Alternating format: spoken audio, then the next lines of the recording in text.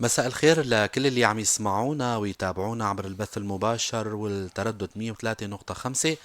أهلا وسهلا فيكم بحلقة جديدة من برنامج صحتك بالدنيا. رح كون أنا معكم من وراء الميكروفون وبالإعداد والتقديم عماد خلف، وضيفي بالاستوديو دكتور محمد مصطفى قلة خيري، اختصاصي بأمراض العيون وجراحتها، خريج جامعة سانتسبورغ.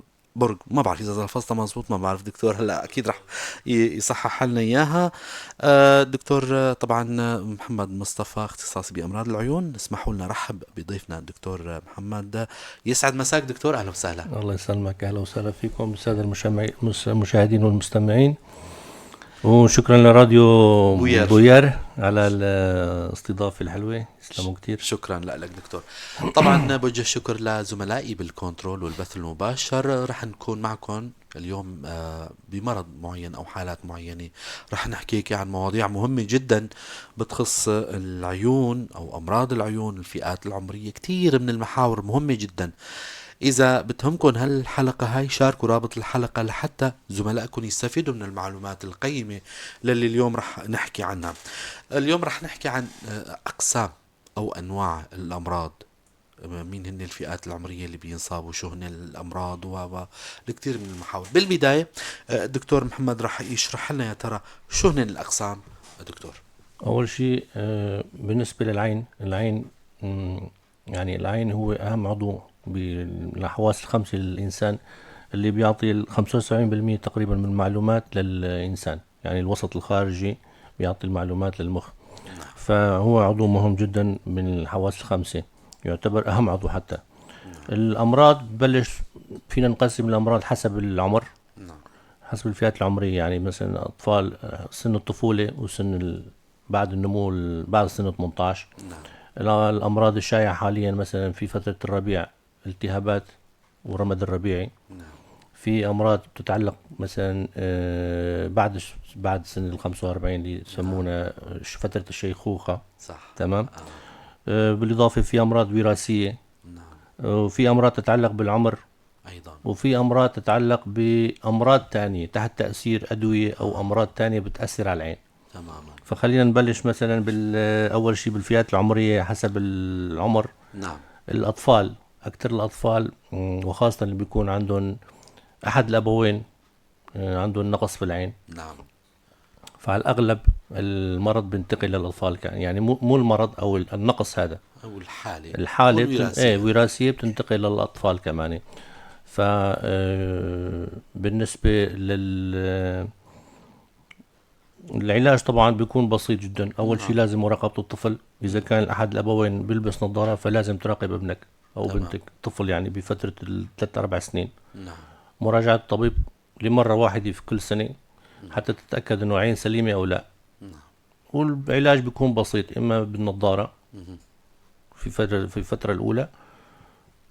إذا كان لبين سن 15 16 سنة، نعم. لبين ما حتى يتطور العين تصير كاملة النمو، وقتها يا الطبيب بيقول له شيل النظارة أو بيساوي عمليات ليزر ما ليزر إلى آخره. يعني في علاج مشان حتى ما تتطور الحالة يعني. نعم. تمام. لأن إذا ما أهملت الحالة، أهم شيء ما تهمل الحالة، لأن إذا أهملت الحالة بتصير تتطور إلى، في عنا شيء اسمه كسل وظيفي. نعم. كسل وظيفي بيكون العين سليمة ولكن لا تشاهد أو لا ترى.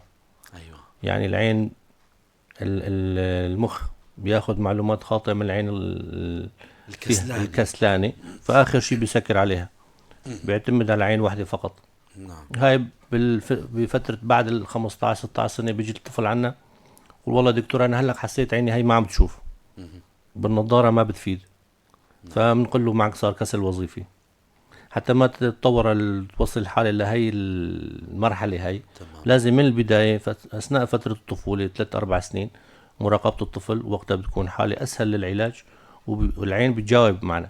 يعني بالنظارة بالعدسات كذا بنخلي العين تتطور بشكل سليم. حتى لو كان في نقص، بس مع الزمن بعد 16 17 سنة بالنظارة بشوف منيح 10 من 10 9 من 10. مو مثل لما بصير كسل وظيفي حتى بالنظارة بصير يشوف 2 3 بالعشرة. تمام. بالنسبة للحالات حاليا فترة الربيع بلش عنا مثلا الرمد الربيعي. منتشرة كثير. حساسية. حالات الحساسية، أيوة، بشكل بين قوسين هي حالات الحساسية. طبعا هي حالات انه يفضل انه لا تعالج انت بالبيت لحالك، او تروح على الصيدلية تشتري لحالك، لانه في حالات كثيرة. وفي مثلا بيقول لك والله عم توجعني عيني، او فيها حكة تحمر أو او حكة. احمرار، يعني لازم تراقب من قبل الطبيب أكيد. ويوصف الحالة، وتشخيص الحالة النظامي بشكل يعني هاي تصنف بالأمراض الفصلية، ما هي ايه دكتور؟ الفصلية. تقريبا كل ربيع بتكرر الحالة عند الإنسان. تتهيج العين تهيج العين، نعم. احمرار في العين مثلا، حكة، تدمع العين، نعم. مم، حساسية ضوئية مثلا. حساسية ضوئية بتصير طبعا تماما. وطبعا التهابات، في التهابات كثيرة، في التهاب ملتحمة، التهاب قرنية، نعم. وحتى التهاب يعني حواف والتهاب أجفان مثلا بكل أنواعه. أنواعها. نعم. فالطبيب المختص العينية بيشوف الحالة، بيوصفها، بيشخصها الوصفة النظامية تماما. خلال أسبوع، ما بضل شيء يعني سواء تماما، كان كبير أو صغير سواء يعني. كان كبير أو صغير.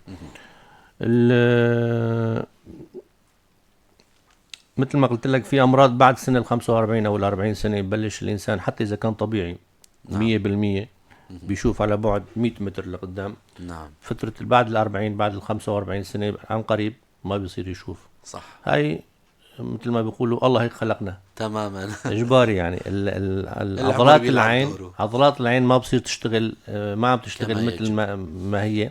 فالعملية أو تصحيح النظر حصرا بالنظارات بيكون.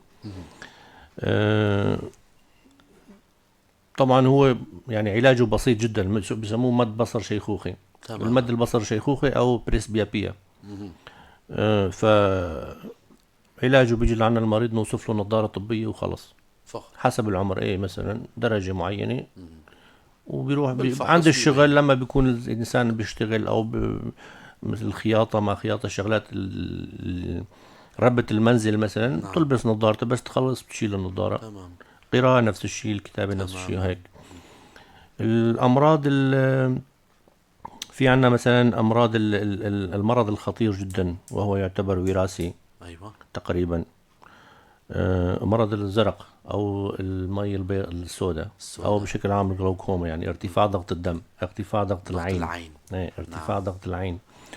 فهذا المرض طبعا ما بنحس عليه، ولا بنحس في إشي في العين إلا بعد ما يعني بيكون تطور، حالات متطورة من المرض، يعني الستيبن، يعني الدرجة الثانية الثالثة. أيوة. وقتها بيكون في مثلا نقص في النظر، بتحس بالوجع، انه العين صارت قاسية شوي، شد فيها ايه، شيء. بصير مثل البالون اللي تشنج. بينتفخ يعني. أها. ارتفاع ضغط العين. وهذا يعني الإنسان لازم، أي واحد مننا إذا كان في بالعيلة عنده الأب، أحد الأبوين، الجد، الخالات، العمات، إذا في عنده ارتفاع ضغط العين في العيلة، في الأسرة، لازم يفحص ضغط العين كل سنة مرة، ممكن في فترة مثلا لل20 30 سنة. تماما. بعد ال45 سنة كل 6 أشهر. وفي كل الأحوال إذا كان إنسان سليم أو غير سليم، في بالعيلة مرض الجلوكوما، يعني الارتفاع ضغط العين، أو ما في، قصة بعد سابقة يعني. بعد ال45 سنة، لأنه ببلش مشاكل بشكل عام في الجسم. نعم. فلازم يقيس ضغط العين مرة كل 6 أشهر. طبعا هاي بيقيسوها بالعيادة الخاصة للطبيب العينية، وقياسها ما لا مزعجة ولا مؤلمة، نعم. ولا يعني خلال دقيقتين 3 بيقيس ضغط العين الدكتور، وبيقول له الله معك، مع تماما. السلامة، ضغطك نظامي. تماما. إذا كان، لأنه الإنسان ما بيحس، في حال ضغط كان مرتفع، طبعا حسب الحالات الموجودة عند الدكتور بشخص انه هاي الحالة مرتفعة ومرتفعة غير مرتفعة، قعر العين بين معه، بيشوف كل شيء تمام، خلاص.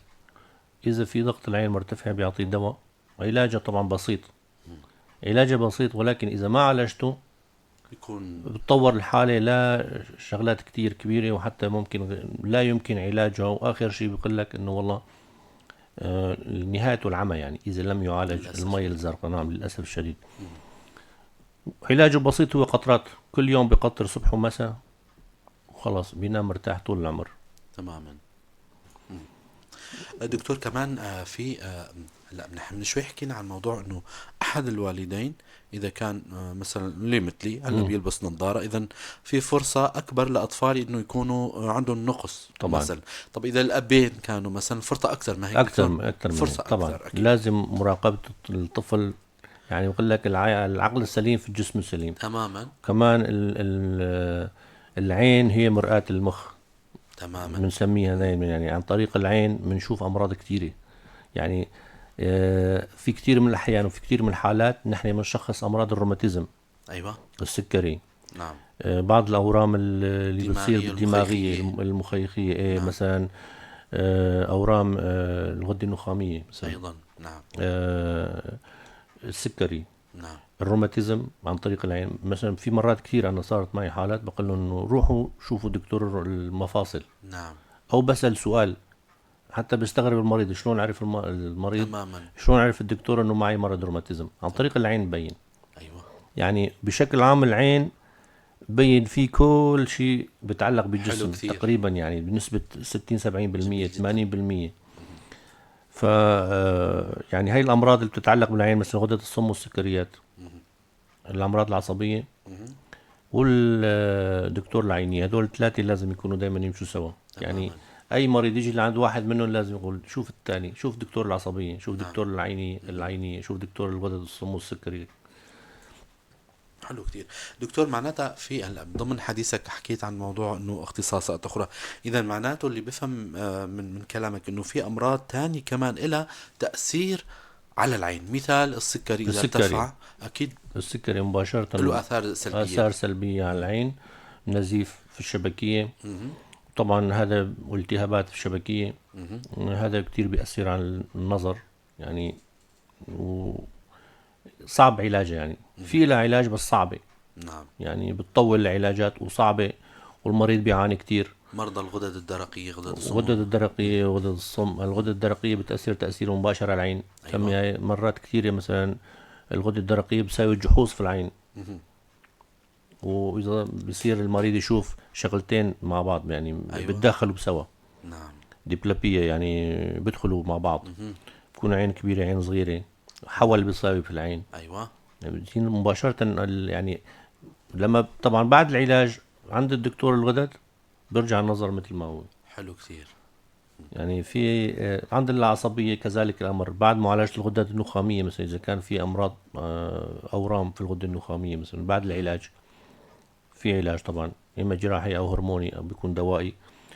بعد العلاج بيروح الحالة النظر يعني بيرجع مثل نعم. ما هو، لأنه مرات مثلا كثير بيرجع بيجي لعنا المريض العصبية مهم.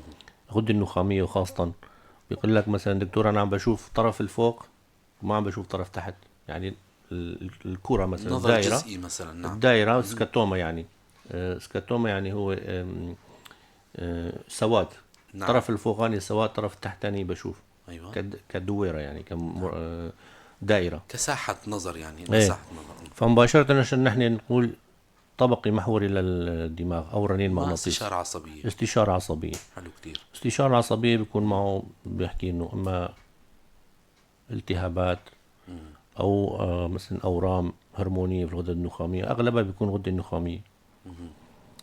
ويمكن معالجته النظامي يعني تماما. ما بيرجع نظر عادي. حقيقة دكتور، الأمور اللي حكيت عنها بظن تتعلق بمهارة الطبيب، يعني لما الدكتور بيتوجه لموضوع ما فهالشي هذا أكيد بيتعلق بمهارة الطبيب لحتى عم يشك بشيء معين ويوجهه طبعا. الاختصاص الآخر أو أكيد. المشترك. طب دكتور، يعني اجت يعني خلينا نحكي فيها انه الامراض اللي تكونوا انتم مشاركين بيها مثلا اختصاصات معينة، بتشتركوا علاج المريض هذا، مم. ممكن انه مثلا الطبيب العيني يستشير مين ومين، او الاختصاصات اللي تكون حلقة دائرية مع بعض. مثل ما حكيت لك دكتور مم. غدد الصم والعصبية، مهم. هدول مع بعض نحن. بالإضافة مرات كثيرة بيكون نزيف خارجي، نزيف خارجي للعين، يعني بيجي لعند المريض في عنده عينه هيك محمرة، ايوه. نزيف تحت الملتحمة. نعم. هي يعني مثل ما بقولوا بالعين المجردة بنشوفها. أنا مباشرة بحوله على دكتور القلبية، ايوه. هذا واصلا بحكي له انه الحمد لله صار معك نزيف بالعين مو بالمخ، ايوه. يعني جلطات. تماما. بحوله مباشرة على دكتور العصبية القلبية، بقول له هذا بالليل أو بالصبح صار معك ارتفاع مفاجئ للضغط العين، نعم. عفوا لضغط القلب، قلب ارتفاع مفاجئ. نعم. فالشرايين والأوردة ما تحملوا، طقت وحدة وصار مع نظيف. ايوه. فهي شغلة إنه كويسة، تمام. إنذار مهم. لإلك تروح تشوف ضغطك، لأنه الإنسان تعرف إنه نحن عايشين هون، بضل الإنسان شاب لل50 سنة، صح. بضل الإنسان يعني متمسك بالحياة وشايف حاله وصحته ايه كويسة. صحته ايه كويسة. منه عرفان. لا حتى يقول له الدكتور انت هيك صار معك، قل له بيتفاجأ. اوف كيف صار معي هيك الشغلة، هيك تماما. يتفاجأ. اكيد هاي بنهاية الحلقة محضر الدكتور محمد انه جملة من النصائح مهمة جدا كتير، وهن يعني دائما لازم الواحد يعتمد عليها. جملة من النصائح والتوصيات لكم جميعا، للأصحاء وللمرضى ايضا اكيد.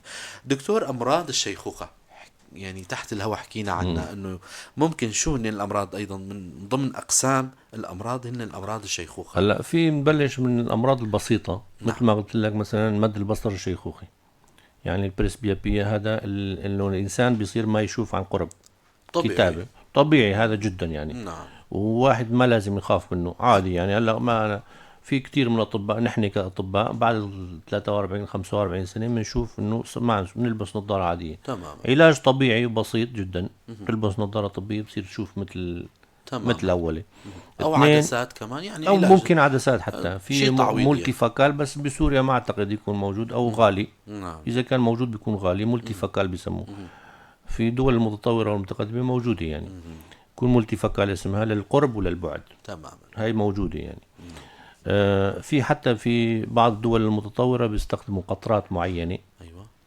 كمان يعني بتدارقوا هي الشغلة هاي. بس بسوريا بنقول نظارات علاجا بسيط تماما. وخفيف خفيف ونظيف. وربما يعني يكون اقل كلفة يعني ايه واقل كلفة. نعم. تاني شغلة بعد يعني امراض كتيرة، هو الساد اللي هو ساد المي البيضاء. بالعامية طبعا نحكي. المي البيضاء بالعامية، ايه هاي غباش قدام العين بيصير، يعني بيصير يشوف مغبش قدام عينه. في حالات التطور او متطورة منها بنعمل استئصال المي البيضاء. هي بتبين دكتور زائد احيانا اللي بتبين بتكون عندهم شكلها هيك ابيض، ابيض بس هي بتكون حالات متطورة كتير، يعني نعم. هامل حاله بالمرة. تماما. ايه طبعا بقل النظر، بخف النظر كمان. العلاج كمان سحب مي بيضاء زائد زرع عدسة جراحي. جراحي يعني. جراحي. ايه مي صعبة تحت تخدير موضعي بنسويها يعني، عملية مو صعبة نعم. وما بتطول مهم. يعني. وفي أجهزة كتير متطورة الحمد لله حاليا موجودة، حتى بالقامشلي حتى ايه بالقامشلي. موجودة. نعم. كل الدكاترة بيسووا العملية هاي ومنا صعبة يعني، ولا خطيرة على العين. تمام.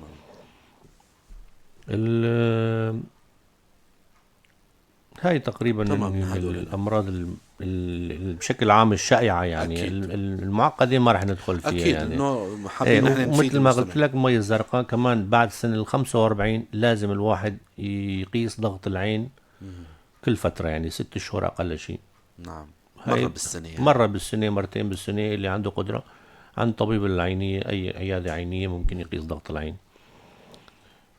إذا كان عنده علاجه كمان بسيط، إذا ما تطورت الحالة يكون بالقطرات، باليوم مرة مرتين ثلاثة حسب الحالة، تماما. بيعيش مع الحالة نظامي. حلو كتير. رح اذكر مستمعينا اللي عم يسمعونا هلا على الموجة 103.5، انتم عم تسمعوا برنامج صحتك بالدنيا. ضيفنا الدكتور محمد مصطفى قلة خيري، اختصاصي بامراض العيون وجراحتها. عم نحكي اليوم عن جملة من الامراض اللي عم تصيب الجنسين الإنسان، يعني سواء كان ذكور والإناث. وأكيد هذا السؤال خطر على بالي، إنه نحكي عن النسبة الأكثر عرضة للأمراض أو أمراض العين. هلا أكيد الدكتور رح يحضر لنا الإجابة. فيكم تتواصلوا معنا عبر الواتساب برسالة 0392 أو عبر رسالة عبر البث المباشر على صفحتي الإذاعة راديو بوير وبوير عربي. فينا نجاوب على أسئلتكم. وهلا الأخت أفين كاتبة سؤال: مساء الخير، ممكن سؤال؟ شو سبب حالة الدمع المستمر في العين وكأنه على طول العين بحالة بكاء؟ هذا السؤال. هلا في كتير من الاسباب. اول شيء انه الان سيافين مش عم تشتغل. ايوه. ورا العمر. العمر. مهم. واسباب هي اللي بتتعلق فيها، يعني بتتاثر فيها العين. نعم. ثاني شيء انه هل العين سليم، يعني قناه دمعيه مسكره او لا. نعم. اذا كانت قناه دمعيه مفتوحه تماما، فاذا كانت عم تشتغل او تقرا كتير، التاثيرات الخارجيه مثل ما نقول، نعم. مثلا اذا الكمبيوتر بيأثر، القراءة الطويلة لفترات طويلة بتأثر، التليفون السمارت فون بيأثر. إذا كان شغله مثلا مثل في بعض المهندسين بيضلوا صيفا وشتاء تحت الشمس صح. بيأثر. فأول شيء تدارك الموضوع بقطرة دمعية بسيطة جدا، بسموها قطرة دمعية. نعم. ثاني شيء إذا كان عندك كمبيوتر تحت حماية أو في نظارات حماية. ومن الافضل انه تراجع الدكتور حتى يشوف تراجع الدكتور يشوف انه شو الحاله، شو السبب، أكيد. المسببات، ووقتها بيشخص المرض 100% وبيقول له انه ابتعدي عن هاي الشغله وهاي العلاج. تماما. مثل ما سمعتي اختي فينا، بنتمنى لك السلامه ولك ولجميع اللي عم يشاهدونا. طبعا نمسي عليك الاستاذ والاخ زكريا عفرين، اكيد مساء الخير لكم. لجميع اللي عم يشاهدونا بيعطونا سلامات، اكيد سلاماتكم بتوصل. دكتور الماء الازرق شوي حكينا عنه، يعني هيك انه اهم الامراض اللي بتصيب العين الازرق الماء يا ترى علاجه هذا عرفنا انه كيف بيتشخص بالعياده، بيتشخص بكذا. والوراثه له دوره كمان هالمرض هذا. هو الوراثه له دور اساسي جدا في المرض الازرق الجلوكوما اللي هو ارتفاع ضغط العين. التشخيص اصلا بيسموه برا، بيسموه نحن كمان بشكل عام الاطباء والعينيين بيسموه الحنون، يعني الموت الحنون للعين. لانه نحن ما بنحس فيه. تمام. بطيء جدا، يعني كل ما ارتفع ضغط العين بضغط على العصب البصري بيخنقه خنق. ولذلك نحن ما بنحس.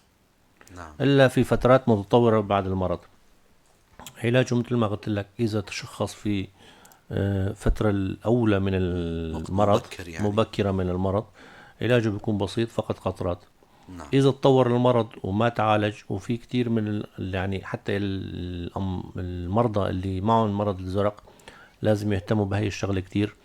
أولا القطرات اللي بنعطيها مثلا مرتين باليوم أو 3 مرات باليوم، نحن نعطيها لازم ما يقطعوا. يعني إذا صار مثلا حسوا إنه والله عينهم ارتاحت، صارت تشوف أحسن، اللمعان في العين، لازم ما يوقفوا القطرات.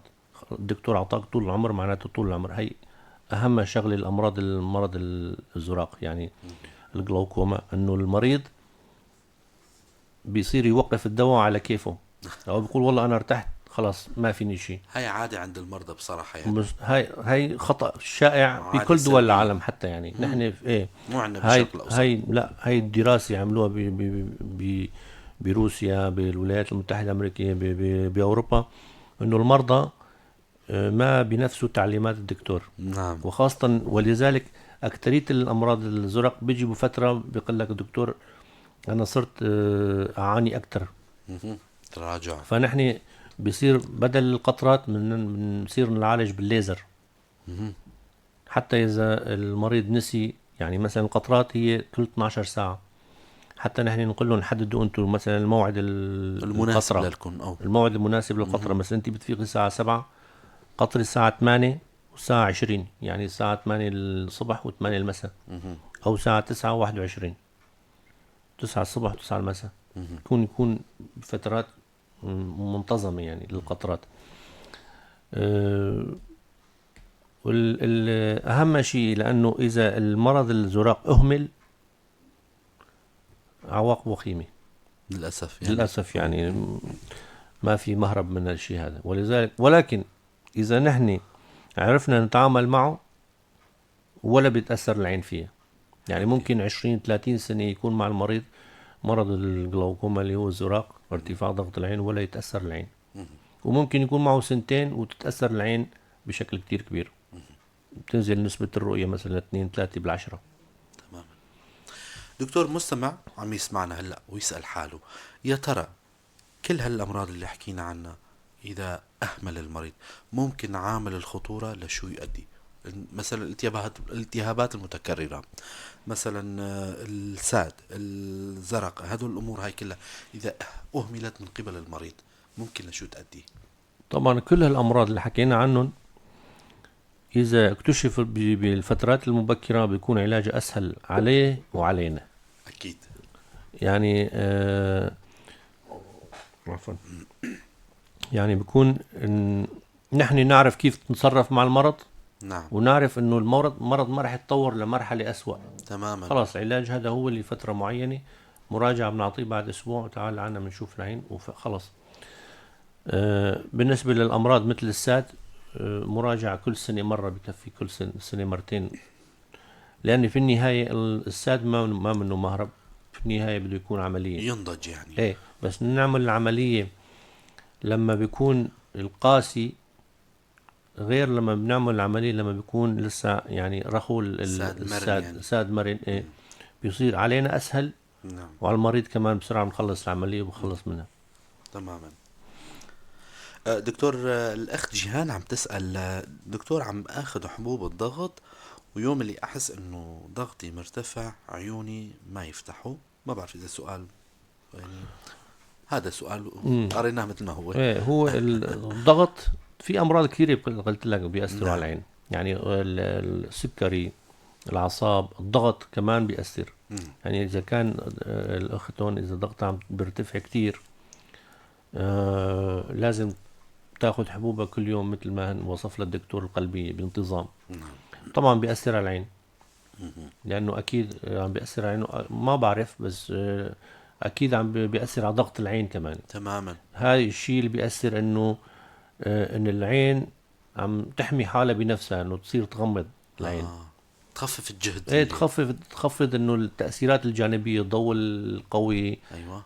مثلا اذا كان في الرهاب مروحة، الضوئي كمان. اذا كان في مروحة جنبها او كونديشن يعني مكيف كذا، فالعين لما بتسكر تكون عم تحمي حالها حماية ذاتية، يعني مثل ما العين لما بتدمع. نعم. دكتور، من شوي مر علينا موضوع القناة الدمع انه تكون مسكرة. عادة نسمع انه الاطفال اللي جديد بيولدوا بيبين معهم بالشهور الاولى. يا ترى عند الكبار بيصير كمان عندهم انسداد قناة الدمع؟ بالتأكيد عند الاطفال اكثر طبعا. نعم. خاصة فترات الولادة، يعني بعد الولادة بكم شهر 20 يوم، شهرين بكون بتسكر معهم القناة الدمعية، وخاصة اللي بيولدوا ولادة طبيعية. ايوه. ايه، فالقناة الدمعية بتتسكر، وعند الكبار كمان بتتسكر القناة الدمعية لأسباب معينة. لأسباب كثيرة طبعا. نعم. التهابات، مثلا التهابات العالم معهم عندهم جيوب. نعم. تعرف العين والأنف، العين والأنف والفم كمان كلهم بحجرة معينة، يعني كلهم متصلين مع بعض. نعم. فأي التهاب، مثلا إذا كان الإنسان عنده تسوس في الأسنان أو التهابات في الفم، خراجات أو بالأنف جيوب، بينتقل مباشرة للعين أيضا. نعم. تماما.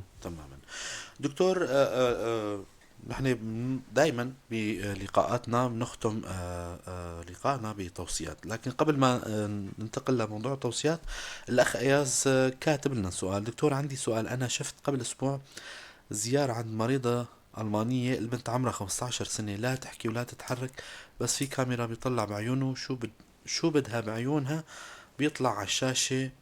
ما بعرف يعني السؤال مثل ما انت سألت طرحنا، ممكن هالتطور هذا موجود دكتور، انه شيء مرتبط بالدماغ والنظارات هاي؟ الامور ممكن التطور. هلا في كتير من دول عم بيحطوا جواز سفر الباسبور على شو اسمه، على قزحية العين. نعم. كل انسان عنده رسمة معينة مثل البصمة يعني. تماما. فانت بتطلع على الكاميرا، بيقول لك مثلا الفلان هذا الدكتور محمد كل خير، تماما، هذا الشخص فلان الفلاني، عن طريق العين. تمام. التطور ممكن يعني ممكن. تماما. شكرا لك اخ ياس.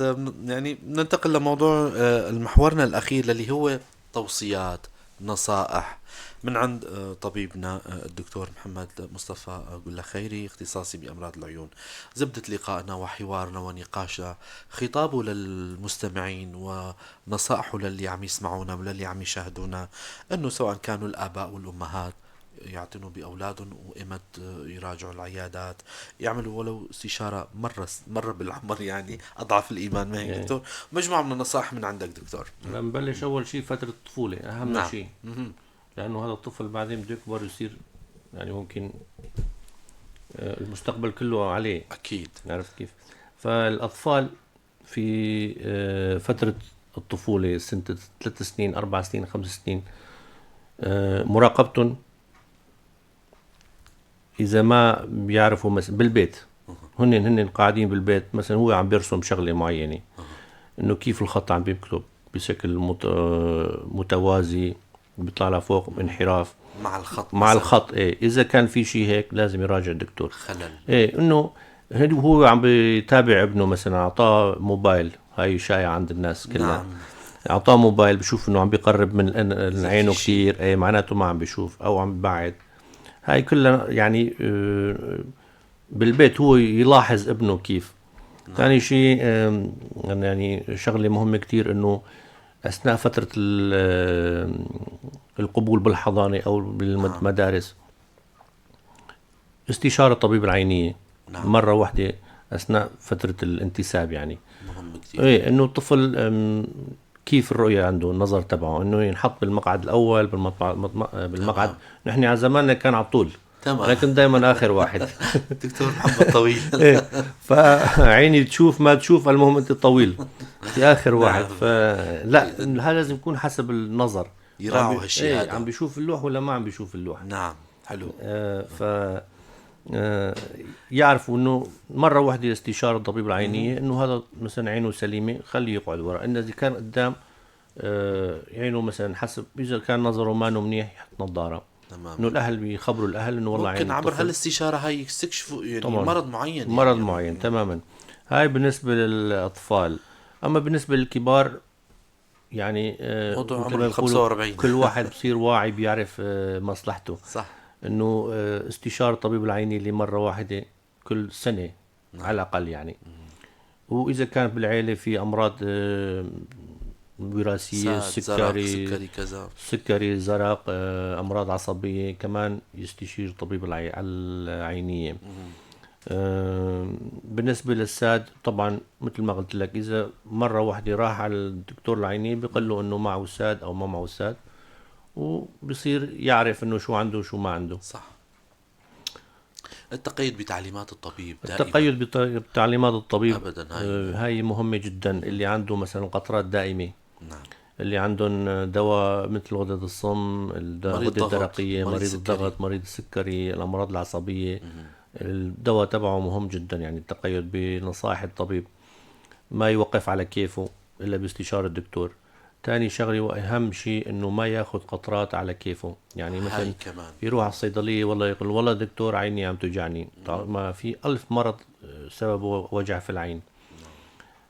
بيجي لعنا بيقول والله أخذت دواء ما استفاد شيء، بكون دفع مرتين. هو بده يدفع مرة واحدة بكون دفع مرتين. او صار معه طفح مثلا او ايه كذا، او حساسية. البنات اللي بيحبوا مثلا على الحفلات يحطوا عدسات لاصقة، هي على فكرة مهمة يعني جدا مهمة جدا. إيه على العدسات اللاصقة ممكن أي إنسان يستعملها، يعني كطبية أو للجمال، يعني تغيروا لون العين. فالاهتمام بالنظافة العامة بالإيدين لما بتحطي وتشيلي العدسة، ما تنامي فيهن أهم شيء. ايوه. ممنوع تنامي فيهن، وممنوع تخليه بالعين لفترة طويلة، يعني أكثر من 12 13 ساعة 14 ساعة كترت لازم تنشال مشان ترتاح العين. ايوه. لأنه هاي بمنع الأكسجين عن العين، وبالنهاية يعني جسم اجنبي يعني. جسم أجنبي. إيه فيديروا بالهم من هالشغلة هاي كتير. حلو. صحيح بيصيروا حلوين بس بيضروا إلها آثار جانبية إلا طبعا. آثار جانبية. وموضوع المكياجات المعينة أحيانا بيكون في وأهم بتأذي. وفي كمان شغلة، البنات كمان بيجوا رفقات لعن بعض بيستخدموا مثلا المواد نفس التجميلية. أيوة هاي كمان ينتقل عادات الإنتان، ممكن يكون عادات مو محبذة بين البنات يعني. طبعا إذا لا سمح الله بوحدة مرضانة. ثانيا شغلات مرات كثير بيجوا لعنا بعض العمليات زرع الجفون، هي الرموش. نعم. انه لازم يتاكدوا من ماستر اللي عم بيروحوا لعنده، انه يتاكدوا انه يكونوا واثقين منه. بشكل عام هي هي النصائح انه الانسان يتقيد فيها، وهي حماية نفسه قبل حماية الكل يعني. أكيد أكيد. بنهاية اللقاء هذا ألف شكر لكم دكتور محمد قلا خيري، اختصاصي بأمراض العيون وجراحتها. شكرا للمعلومات القيمة والاستضافة الحلوة. يا لو وسهلا فيك، شكرا شكرا لكم. راديو بويار على اللقاء الحلو، واتمنى للجميع الصحة والسلامة ان شاء الله. شكرا لكم. الله شكرا يسلمك. لكم مستمعينا على حسن المتابعة، على أمل نلقاكم الأسبوع القادم ضيف جديد وحلقة جديدة. تضلوا بخير وسلامة.